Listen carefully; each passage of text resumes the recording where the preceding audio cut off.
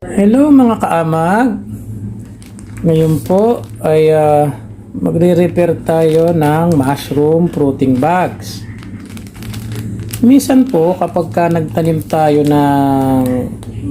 sa ating fruit bag, pagkaraan po ng ilang araw pagkatanim, nagkakaroon po dyan ng mga kulay green, minsan mga parang kulay brown.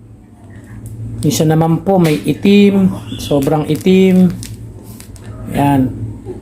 Ito naman pong ito, mukhang mahina po yung gapang niya, itong isa na to. Yung mga kasabay po kasi nito, halos hanggang dito na yung gapang nung amag. Yan po. So, kung nagsisimula pa lang po tayo, paunti-unti pa lang po yung ating mga mushroom fruiting bag, para naman po hindi masayang, ganito po yung ating gagawin. So, pero kung mass production na po yung inyong mushroom fruiting bag at masyadong maraming nakukuntam, siguro po dapat medyo i-review nyo yung mga process nyo, baka may mali. Kasi dapat po walang masyadong nakukuntam Ganun. Minsan hindi rin may iwasan kasi yung kuntam po, minsan pag naglagay po tayo ng binhi, minsan kasama po mismo siya doon sa binhi.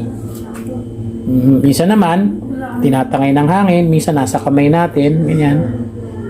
Kaya nasasalisihan tayo, hindi naman naiiwasan yun. So kapag yung ganon, pagkaraan ng pagkatanim nyo, pagkaraan ng ilang araw, makikita nyo magkakaroon ng mga kulay green dito, o kaya napag-iiwanan yung isang fruiting bag nyo. Ganito po yung pwede nyong gawin. Tanggalin nyo lang po itong goma, po itong bulak.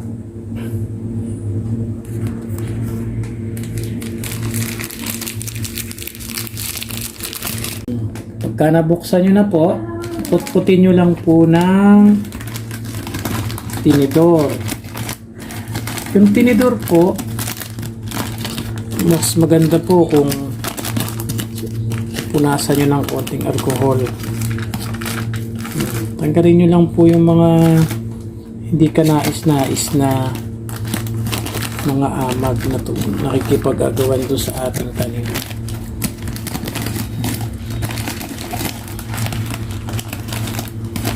Po.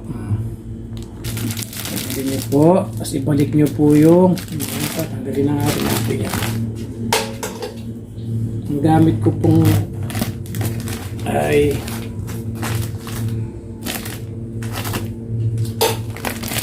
dayami at pusot. So, ibalik nyo po yung PVC.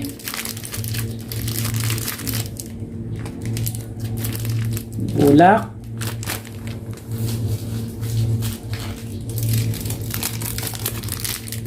Tapos lagay nyo po ng plastic. Tapos po, lagyan nyo ng goma. Yan, yung plastic po para hindi pumasok yung moisture masyado. I-ready nyo po yung inyong pressure cooker. Lagyan nyo po ng konting tubig. Lagyan nyo yung inyong fruiting bag. 10 minutes, 10 to 15 minutes, okay na po yun. Yun po, kumukulo na siya. 10 to 15 minutes lang po. Ngayon po, kung masyadong madami, parang ito mga tatlo, kasya rin po dito Ngayon, kung medyo madami po, kumuha po kayo ng mas malaking altero, doon nyo po siya steam uli, yung inyong fruiting bag. Kaya nga lang po, dapat talaga, hindi ho dapat ganun kadami yung mga nakukontam. Kapag maraming masyado nakukontam, mayroon pong mali sa proseso. Ito po para lang po, kung nanghihinayang lang po kayo doon sa ilang pirasong fruiting bag, para masave pa po natin siya. Yan, tayo lang po natin yan na mga 10 to 15 minutes. Palalamigin, iaahon po natin siya dyan. Palalamigin po. Kung umaga nyo po siya ininit, siguro mga hapon po, pwede nyo nang taliman. Okay, antayin po natin siya. Po, malamig na po yung ating mushroom fruit bag na in-steam kanina umaga. Meron po ako ditong lumang grain spawn. Yun po, luma na siya. Kukunin ko lang po yung puting part. Sayang naman kasi total experiment lang naman to. Testingin po natin siya. So, yun po. Ninit ko po itong pangkutkot. Tapos po, hinit ko din po itong ulo ng bote ng grain spawn. Tapos pukot ko din po natin. Kukunin lang po natin yung mga mapuputing part. Mabango pa naman po siya. May kabuti pa rin po.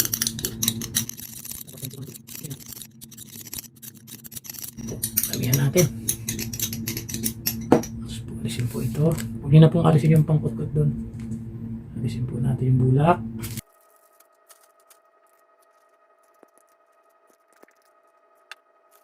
Pasukin po natin itong bulak.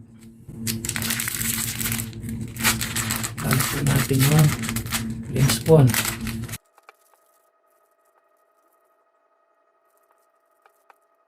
Po, lagyan natin ng tissue. Po. Update ko po kayo kung ano mangyayari dito sa ating experiment na to. Okay? Ito po yung ating na-repair. Nilagay ko po dito siya kasama dito sa ating quarantine section. Ito pong mga to, mga palpak po itong mga ano, mga matagal nang naka-stock, mga napipi. Ayan po.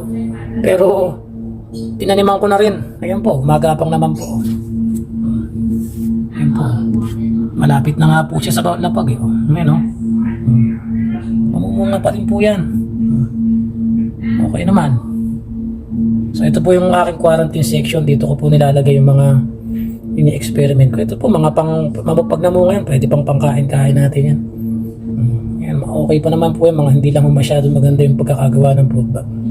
So yun naman po. Siya po yung ni-repair natin. So balikan natin yan pagkaraan ng ilang araw. Tingnan natin kung gagapang po. Update ko po kayo dyan. Ano? Okay po. Bye-bye.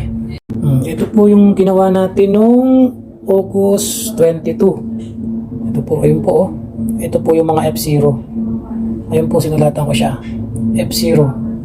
Ayun, medyo lumalabas-labas na po yung amag. Ayun, parang may sapot. Ayun po oh.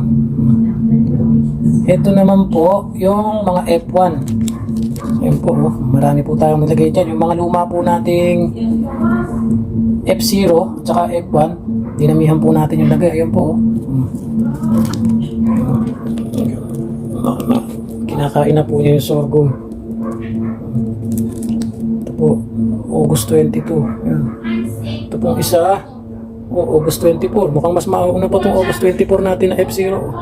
Maganda yung gapang niya. Maganda po kasi gawa tayo ng mga grain spawn para po anytime na makapag-ready po tayo ng mga fruiting bag, may tatanim po natin siya. Ito po, hindi ko yata nalagyan ng pecha itong mga ito eh. Ayan po, gumagapang na din.